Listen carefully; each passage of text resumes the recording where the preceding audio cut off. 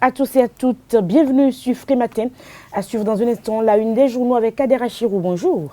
Bonjour à vous, Nadia Diwan, chers amis internautes. Bonjour. À la une parution ce matin, on peut retenir le compte rendu du Conseil des ministres en date d'hier mercredi. Nous avons également la une des journaux.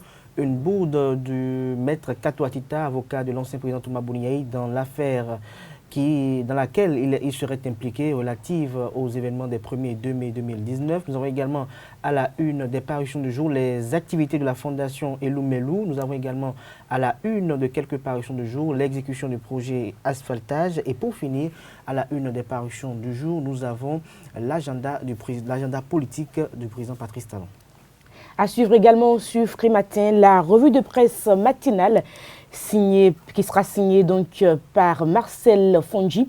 Le bulletin matinal d'information en lieu et place du débat. Nous ferons donc un commentaire sur la justice béninoise à l'ère de la rupture. Une justice qui, semble-t-il, est de plus en plus indépendante. Nous en parlerons dans un instant. Quelques informations en sport pour boucler la boucle. Bienvenue à tous, bonjour. Voici la une des journaux. Bonjour à nouveau chers amis internautes, nous démarrons par le quotidien béninois d'information générale et d'analyse d'informateurs qui titre ce matin en manchette conférence de presse de l'avocat de l'ancien président Thomas Boniaï, maître Kato Atita, avoue l'implication de son client. Le procureur de la République a alors raison selon le confrère. Les raisons de cette manchette sont à découvrir à la page 3 de la parution du jour de l'Informateur. Toujours à la une du jour de l'Informateur, brouille entre le directeur général ANAT et l'AEPC. Au-delà des communications, Thomas Gbeva doit être écouté selon le confrère de l'Informateur. À découvrir dans les colonnes de la parution du jour du quotidien béninois d'information générale et d'analyse d'informateurs, le journal École des étudiants en journalisme à l'École supérieure d'administration d'économie, de journalisme et des métiers de l'audiovisuel, ESAE. Toujours à la une de l'Informateur du jour, Conseil des ministres enseignement supérieur, 22 milliards de francs CFA pour les universités UNSTIM et UNA. Nous passons à présent au quotidien Le Challenge face à la dérive totale de l'ancien président d'honneur de la Renaissance du Bénin. Plusieurs personnalités de la République interpellent Nicéphore Dudanisoglo et le rappellent à l'ordre. Toujours à la une de Le Challenge du jour, amélioration de l'accessibilité à la communication électronique. Patrice Talon met tout en œuvre pour le haut débit, communique Le Challenge du jour à la une. Point média. En manchette ce matin avec une photo du président Patrice Talon et d'Emmanuel Macron, titre crise électorale au Bénin, les députés français en parlent. Le Bénin dans le point de mire de la communauté internationale, s'interroge le confrère. Plus de précisions à la page 2 de sa parution du jour. Toujours à la une de Point Média du jour, à la tribune de la 108e session Assemblée générale de l'OIT, les travailleurs béninois parlent d'un déclin de la négociation collective et de la liberté syndicale. Plus de précisions dans les colonnes de la parution du jour du Canard. Le Télégramme à présent rencontre chef de l'État et les sages de Tchao ce jour. Une bonne nouvelle sur la situation de Boniaï, selon le confrère. Toujours avec le quotidien Le Télégramme, lutte contre la fraude douanière dans l'Ouémé, saisine de plusieurs tonnes de pièces détachées à Wando. Le Béninois libéré en manchette ce matin, application stricte des consignes de Romuald Wadaï contre la fraude douanière. 50 tonnes de pièces de rechange saisies. Les commandants Wanou et Nyaho, sacré bon élève du directeur général Inoussa Saka Boko. Toujours à la une de Le Béninois libéré ce matin.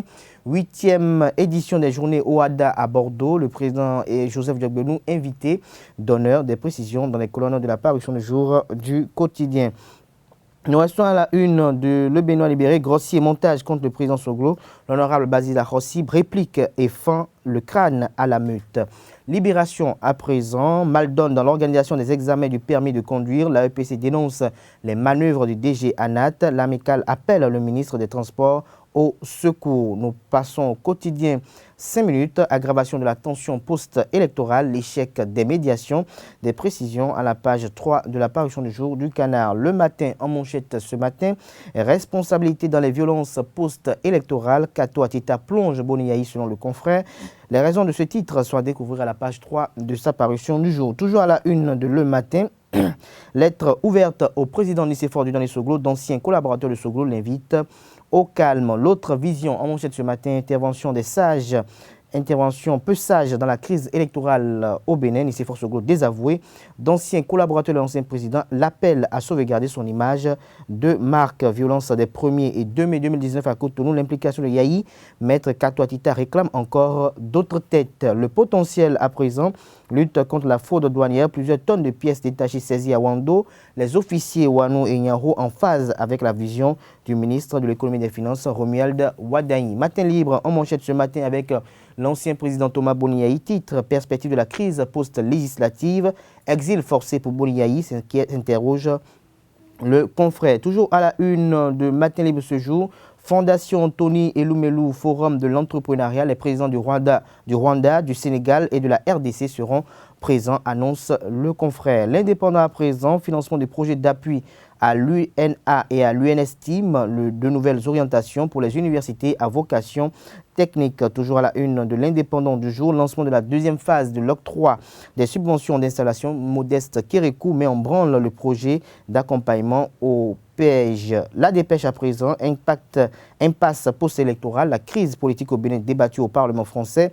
Des précisions à la page 12 de la parution du jour du confrère. Le routier, violence post-électorale, les aveux de maître Kato Atita de l'implication avérée de Boni Yahi vous est proposé à la page 3 de la parution du jour du Canard. Le matinal à présent, haine et regard sévère des détracteurs du nouveau départ, objectif déstabiliser le Bénin, talon un président à abattre. Plus de précisions à la page 11 de la parution du jour du Canard. Nous passons à Fraternité à présent qui titre à la une opinion du juriste Bolade Josué Olabi, talon l'homme à abattre à tout prix, s'interroge le titre. Des précisions à la page 3 de la parution du jour du Canard.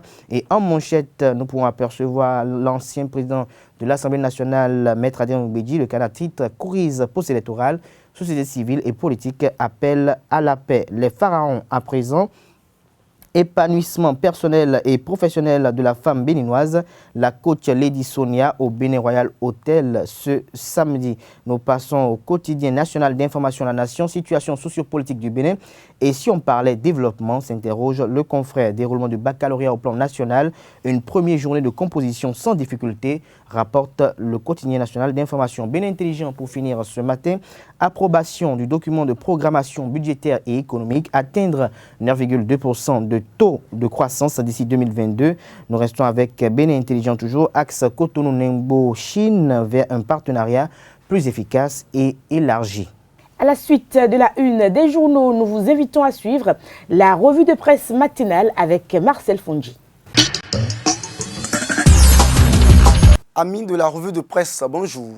Suite aux différentes sorties et interventions du président Nicéphore Dieudonné Soglo au sujet de la crise sociopolitique actuelle, d'anciens collaborateurs et autres personnalités sont montés au créneau afin de rappeler à l'ordre l'ancien président de la République Nicéphore Dieudonné Soglo.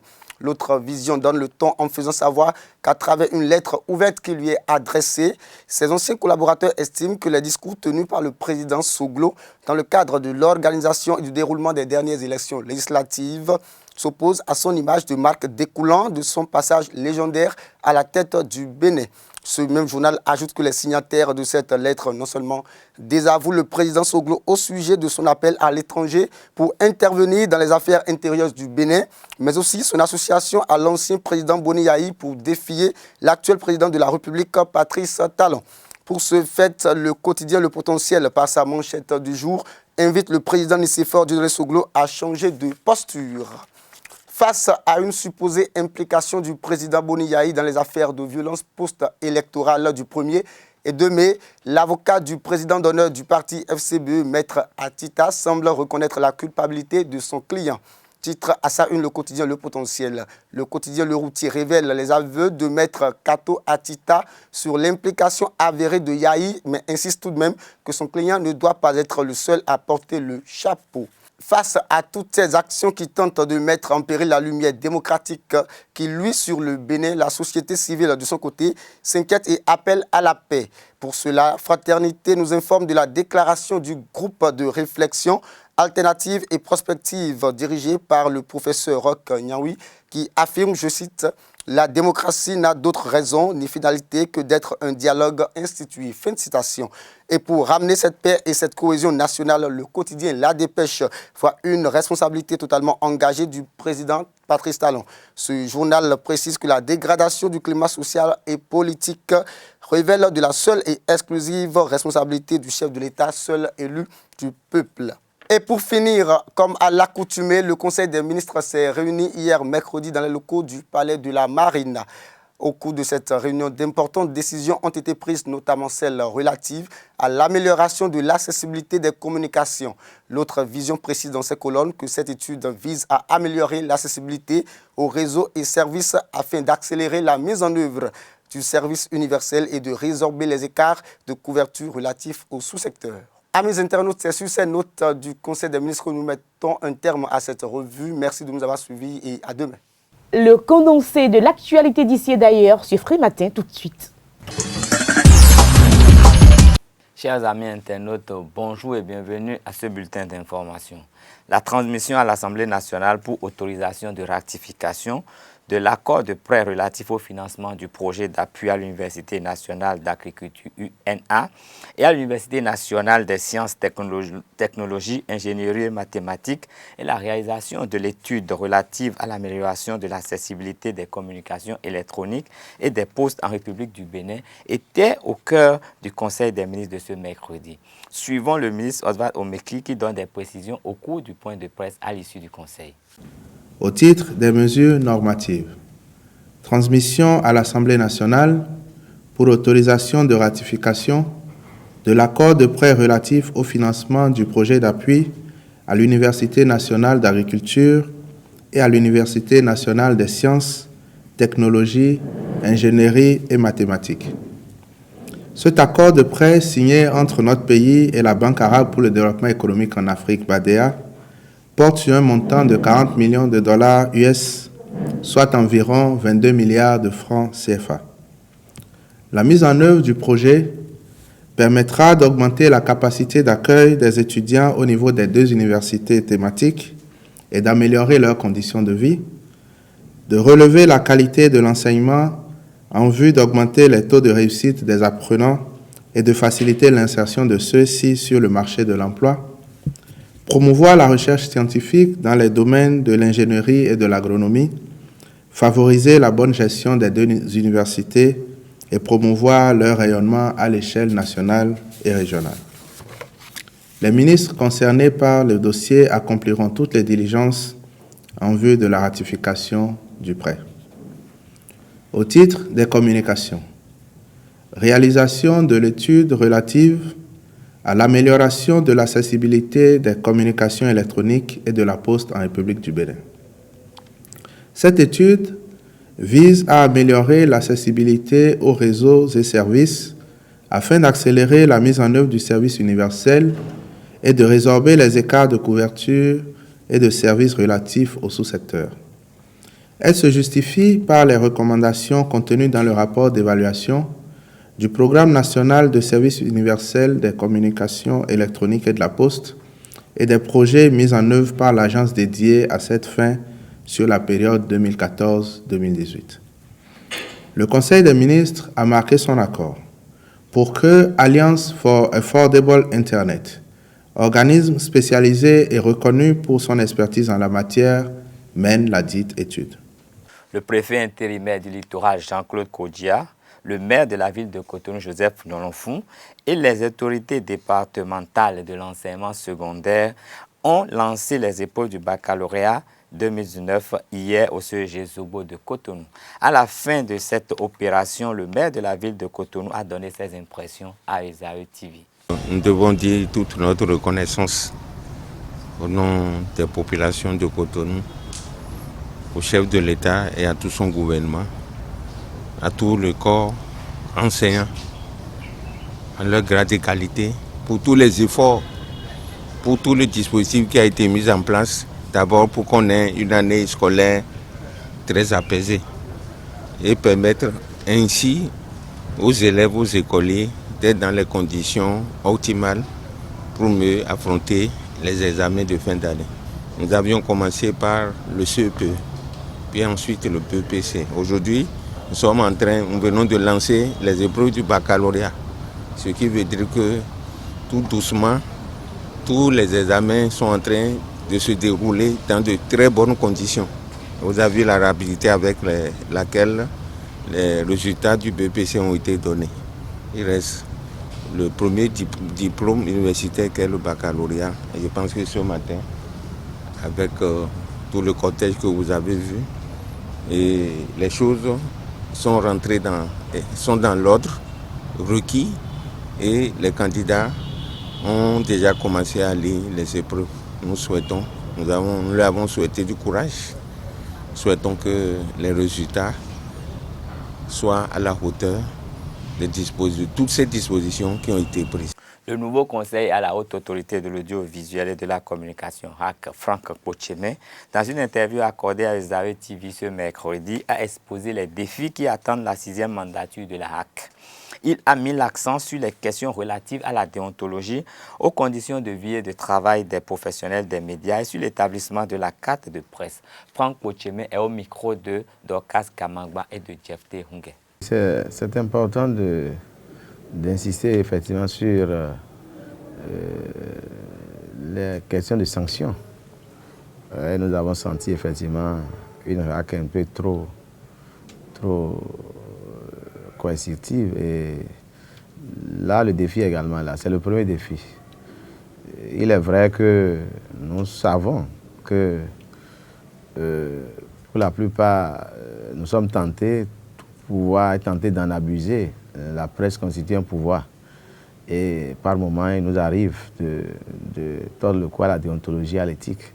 Et c'est pour cela que nous-mêmes, au niveau de la corporation, nous avons institué il y a 20 ans de cela maintenant l'observatoire de la déontologie et de l'éthique dans les médias qui, sur la base du code de la déontologie, essaye de nous ramener un peu à l'ordre.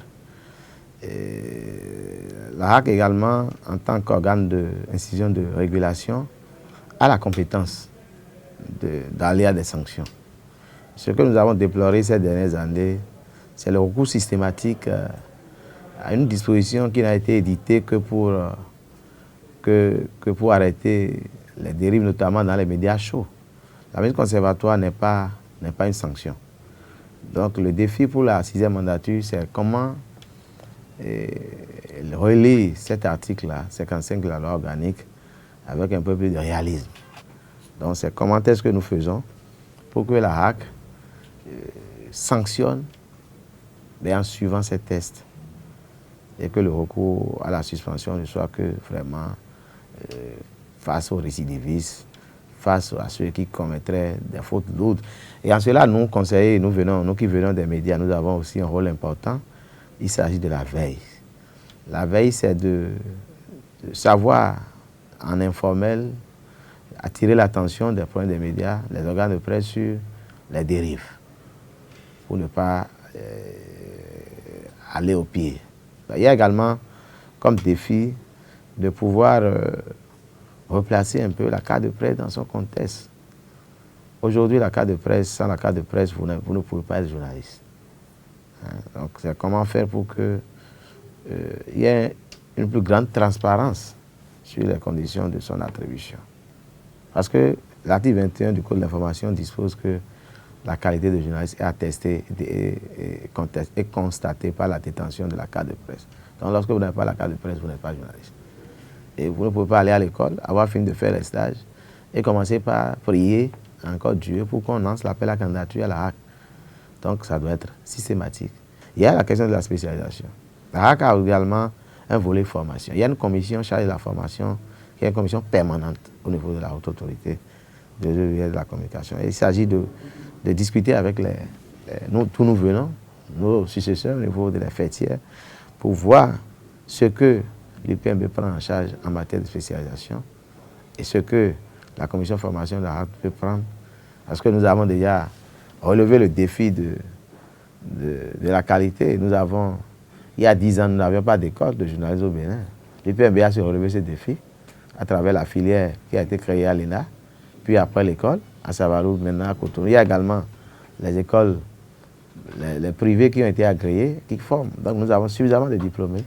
Ce n'est plus comme nous qui venons de l'université, des facultés. Donc, il y a des journalistes qui sont diplômés en journalisme. Maintenant, il faut que nous ayons également des journalistes spécialisés pour accompagner les différents secteurs qui intéressent, qui ont trait au développement de notre pays. Donc on doit pouvoir avoir une bonne compétence de journalistes à même de poser les problèmes qui se posent, le développement qui se pose à notre pays. Le nouveau conseiller s'est également étendu sur la composition de la RAC et le fait type des représentants des entités politiques. Il a émis le vœu de voir un professionnel des médias à la présidence de cette institution. Je crois que le débat a évolué. Le débat a évolué. Nous avons un président de la République qui, lorsqu'il battait campagne, avait promis de sortir la main politique de l'institution RAC. Vous voyez, vous allez sur Internet, vous tapez le programme du candidat, je crois que c'est bien affiché. Et lorsque nous avons rencontré en 2016 la commission Diogbenou, qui était la commission à charge de réfléchir sur les réformes politiques institutionnelles dans notre pays, nous avons également clairement posé notre problème. Comment est-ce que nous faisons pour sortir les politiques de sorte que l'institution va rester réellement une institution composée en grande majorité des problèmes des médias. Nous ne disons pas que la RAC doit être l'affaire à 100% des problèmes des médias, mais nous avons souhaité et nous l'avons exprimé à travers des propositions claires, précises. Et la commission nous avait répondu favorablement. Et cela a été dit. Et effectivement, dans la réforme constitutionnelle qui a échoué il y a un an, quelques mois maintenant, c'est dit dedans que au niveau de la loi organique, il a été fait des corrections de sorte que la RAC devrait composer de 5 membres désormais, à raison de 3 pour le problème des médias, 1 pour le chef de l'État et 1 pour le bureau du Parlement, et avec comme précision un alinéa qui précise que le président de la RAC est élu parmi les problèmes des médias. Ouais. Donc si la réforme constitutionnelle n'avait pas échoué, je crois que le problème de politique là ne se poserait plus. Maintenant, nous sommes malheureusement contraints de faire une mandature, la 6e, avec théoriquement une majorité qui se dégage pour le politique. 6 et 3 pour les professionnels des médias. Et évidemment, le souhait qui a manifesté là déjà, c'est de voir le chef de l'État nommer un président qui vienne de notre secteur. Alors ça a déjà l'avantage d'amoindrir un peu la main politique. Parce qu'un projet des médias à la tête, je crois qu'après son mandat, il va retourner dans sa famille professionnelle. Donc ça pourra aider un peu. Et vous voyez dans la sous-région, en 2014, je ne sais pas si ça a évolué, quand nous faisions les 2e états généraux de la presse, tous les présidents de la sous-région étaient des journalistes, à l'exception du président de la RAC du Bénin. Donc nous continuons de croire que le président sera le problème des médias. Et nous continuons également de croire que les problèmes des médias que vous avez envoyés, que les médias ont envoyés, pourront faire le lobby nécessaire pour amener les conseillers désignés par les institutions politiques à prioriser les intérêts des médias. Et je dois également dire que les questions de... Quand on dit on sent la main politique, c'est beaucoup plus à l'occasion de la fermeture des organes de presse. Les questions de cadre de presse, les questions de spécialisation n'intéressent en rien la politique. C'est surtout lorsque les organes de presse attaquent le système en place, que le système se rappelle qu'il y a une institution qui est la RAC et qui a également comme compétence de sanctionner, d'aller jusque peut-être à une fermeture. Sinon, quand il n'y a pas de questions, ces questions-là, je crois que la même politique n'est pas trop intéressée par la RAC. Selon les experts, la méfiance du public à l'égard des vaccins signifie que le monde fait un pas en arrière dans la lutte contre les maladies infectieuses mortelles mais évitables. La plus grande étude mondiale sur les attitudes des populations à l'égard de la vaccination montre que la confiance est très faible dans certaines régions. L'analyse de Wellcome Trust comprend les réponses de plus de 140 000 personnes recueillies dans plus de 140 pays. Wellcome Global Monitoring a réalisé des enquêtes représentatives au niveau national dans 142 pays au total. Les sujets de sondage comprenaient la confiance en la science, et l'information sur la santé, les niveaux de compréhension et d'intérêt pour la science et la santé et l'attitude des gens face au vaccin. L'enquête mondiale révèle qu'un grand nombre de personnes déclarent avoir très peu confiance en la vaccination. Ce sera tout pour ce bulletin d'information. Merci de rester scotché au programme de Zari TV. Le commentaire sur l'actualité, nous parlons de la justice béninoise. La justice béninoise, à l'ère de la rupture, une justice qui est quand même mise à rude épreuve. Kader Achirou. Tout à fait, cette justice, elle est mise... bon, elle se sent plus ou moins autonome, plus ou moins indépendante. On observe la célérité à travers laquelle cette justice se saisit des dossiers, même des dossiers qui, pendant longtemps, ont toujours estimé des dossiers fétiches et qu'on ne pouvait pas peut-être toucher de manière si expressive. Et donc, on a constaté aujourd'hui que la justice n'a plus de frontières. Tout le monde est égal devant la loi. Nous avons vu sous ce régime un président de l'Assemblée nationale, partisan du pouvoir en place, se faire auditionner chez lui lorsqu'il serait impliqué dans une affaire peut-être de délit. Et donc, on peut se dire aujourd'hui, on peut se réjouir du fait que cette justice est en train de retrouver ses lettres de noblesse. Cette justice arrive quand même à ne plus être impartiale. Cette justice arrive à juger tant les acteurs politiques, tant les plus nantis de la République, que aussi les citoyens lambda, parce que pendant longtemps, nous avons constaté qu'il y avait une propension exponentielle de la délinquance à col blanc. Et on a constaté pendant longtemps que les députés n'étaient jamais ébranlés devant la justice. Dès que vous êtes arrêté dans un commissariat et que vous évoquez le nom d'un parent ministre, d'un parent député, vous vous voyez automatiquement libéré, ou peut-être le commissaire qui se voit limogé. Et donc, avec le système qui a été mis en place aujourd'hui, on constate que en dehors du système judiciaire lui-même, il y a une justice sociale qui est aujourd'hui dans le pays, et je crois que cela est là à l'actif des innombrables réformes qui ont été mises en place par le régime actuel, à savoir que vous êtes Nadège Dimon, vous êtes arrêté désormais dans un feu tricolore. Vous ne pouvez plus vous taguer du fait que peut-être mon père est commissaire, mon père est peut-être commandant de police, et donc vous ne pouvez pas m'arrêter. J'appelle mon père, ou peut-être j'ai un ami ou un coquin policier, je l'appelle. Ces interventions. Vous êtes journaliste simplement, parce que vous étiez également dans ce cadre-là, les journalistes. Je suis à la télé, vous ne me connaissez pas, voilà. C'est plus possible actuellement. C'est plus possible aujourd'hui. Et ça donne beaucoup plus de valeur à l'agent qui est sur le terrain, sur le carrefour, de pouvoir exercer son travail sans limite et dans la plénitude de ses prérogatives.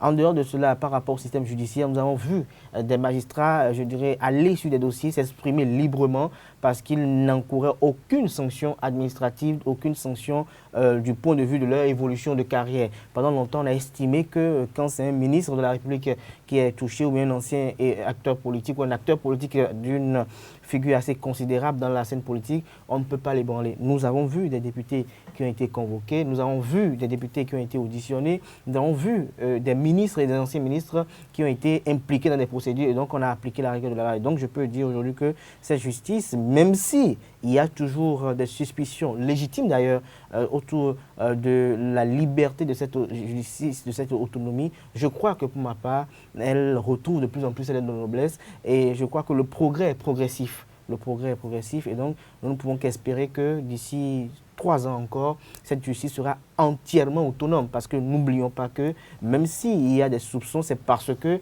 les magistrats sont nommés par le pouvoir exécutif, et donc on estime que dans un système de redevabilité, ces magistrats doivent être redevables au pouvoir en place. Mais je pense que lorsque les réformes seront faites à ce niveau donné, et que ce sont les magistrats eux-mêmes qui vont élire, je dirais, ceux qui doivent, certains magistrats stratégiques, je crois qu'on aura beaucoup plus de crédit à accorder à ces magistrats, et les commentaires qui jaillissent de part et d'autre ne vont plus exister. Et ça nous permettra également d'avoir beaucoup plus confiance en la justice, parce que n'oubliez pas que ce qui amène les détracteurs du pouvoir à ne pas avoir confiance en la justice, c'est parce qu'ils estiment que le procureur, par exemple, qui est sous autorité du garde des Sceaux, peut avoir des influences du garde des Sceaux.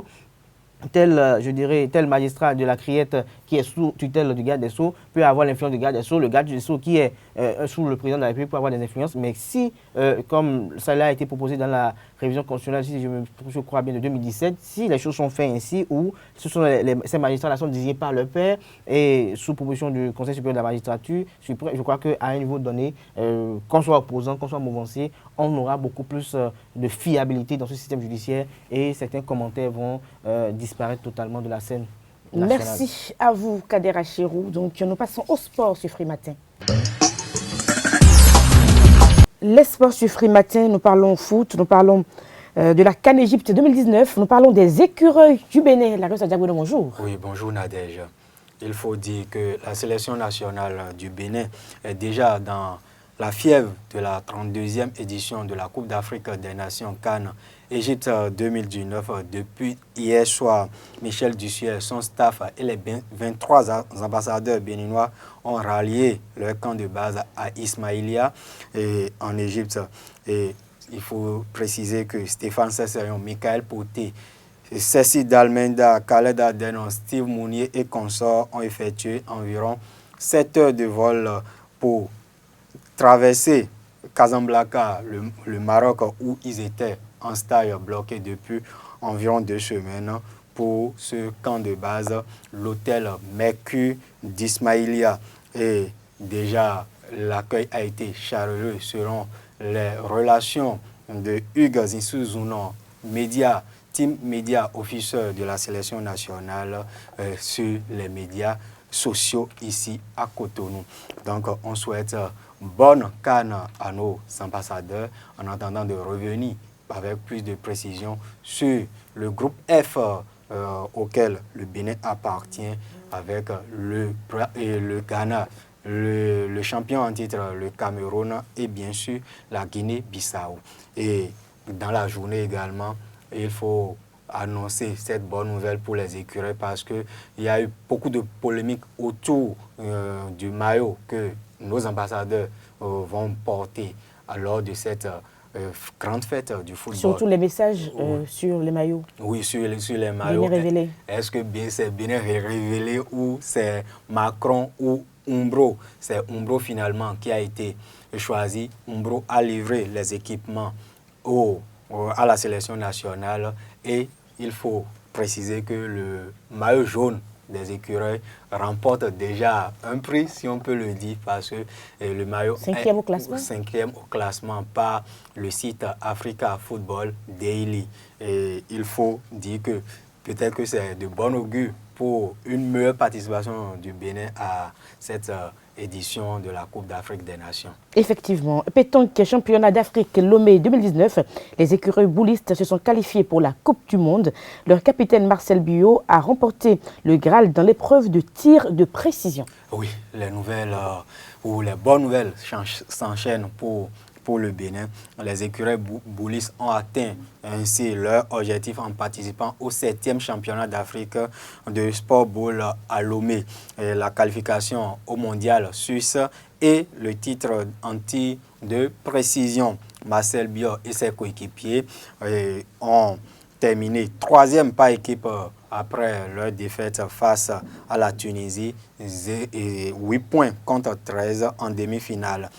Dans l'épreuve de tir de précision, le capitaine de la sélection, Marcel Biot, a battu en finale l'Algérien Zéouk Hamadi, 42 points à 32 pour remporter le sacre continental pour le compte de son pays, le Bénin.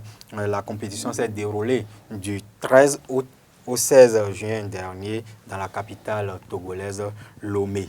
Et félicitations à Guy Tronou, le directeur technique national et par ailleurs le directeur technique de la Confédération africaine de sport ball. Merci à vous, Larios Adjabedon. C'était donc les sports sur Free Matin pour boucler cette émission que nous avons eu du plaisir à vous présenter. Portez-vous bien et à demain pour notre numéro de Free Matin. Au revoir.